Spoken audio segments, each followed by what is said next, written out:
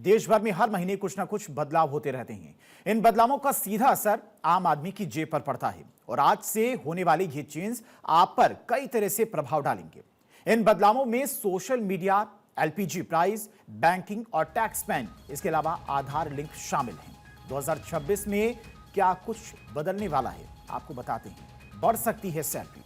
8वें वेतन आयोग से सैलरी बढ़ सकती है। अभी टाइमलाइन नहीं बताई गई है। माना जा रहा है कि ये इसी महीने लागू हो सकती है।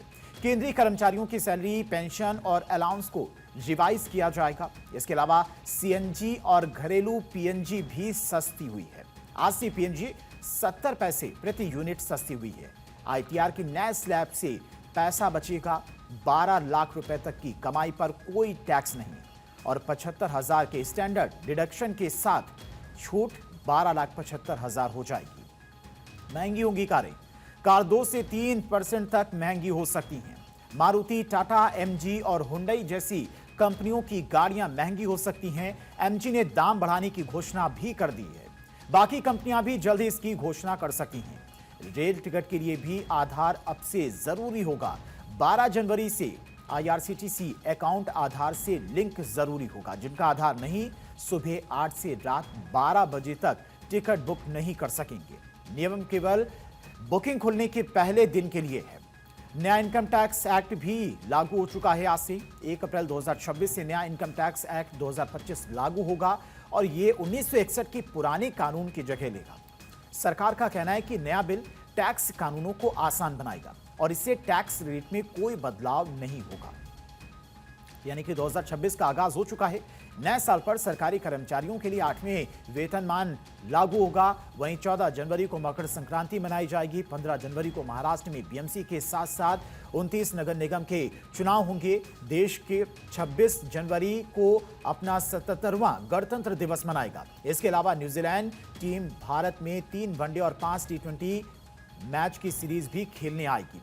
और इसी साल सनी देओल की फिल्म बॉर्डर 2 भी रिलीज होगी, जिसका लोग बेसब्री से इंतजार कर रहे हैं। और क्या कुछ खास है इस साल में, वो भी आपको दिखाते हैं। नए साल में क्या क्या खास रहने वाला है। व्रत और त्योहार की अगर बात करते हैं, 3 जनवरी पौष पूर्णिमा है। 12 जनवरी स्वामी विवेकानंद जयंती है। राष्ट्रीय युवा दिवस के रूप में इसे मनाया जाता है। 13 जनवरी को लोहड़ी पर्व मनाया जाएगा। 14 जनवरी को मकर संक्रांति, पोंगल, छठ तिला एकादशी भी मनाई जाएगी। इसके अलावा 18 जनवरी को मौनी अमावस्या होगी।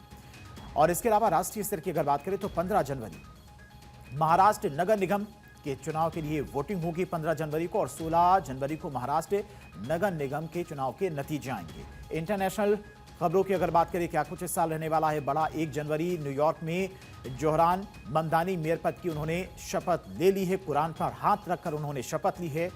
11 जनवरी म्यांमार में दूसरे चरण का चुनाव होगा। 19 जनवरी स्विट्जरलैंड में दावोस फोरम की बैठक है।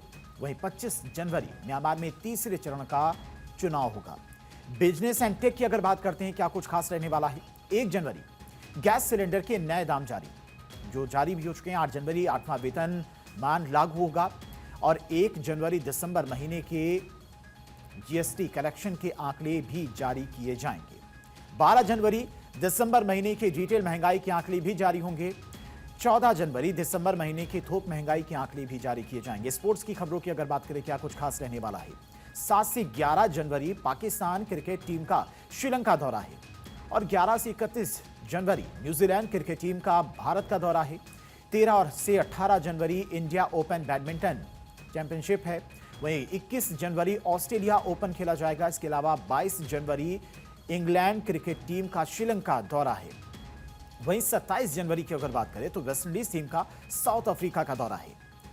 अब बड़े सेलिब्रिटीज की, बड़े नेताओं के बर्थडे की बात करते हैं। 1 जनवरी की अगर बात की जाए तो विद्या बालन का बर्थडे हुआ। 1 जनवरी को ही नाना पाटेकर का भी बर्थडे है, यानी कि आज ही।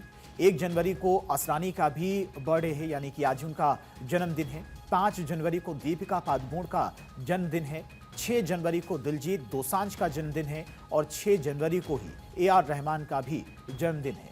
7 जनवरी की बात करें तो यश का जन्मदिन है। वहीं 9 जनवरी को फराह खान का जन्मदिन है। और 9 जनवरी को ही फरहान अख्तर का भी जन्मदिन है। तो ये तमाम वो जानकारियां थी जो हमने आपको बताई कि इस नए साल में क्या कुछ रहने वाला है, क्या कुछ हैपनिंग होगा,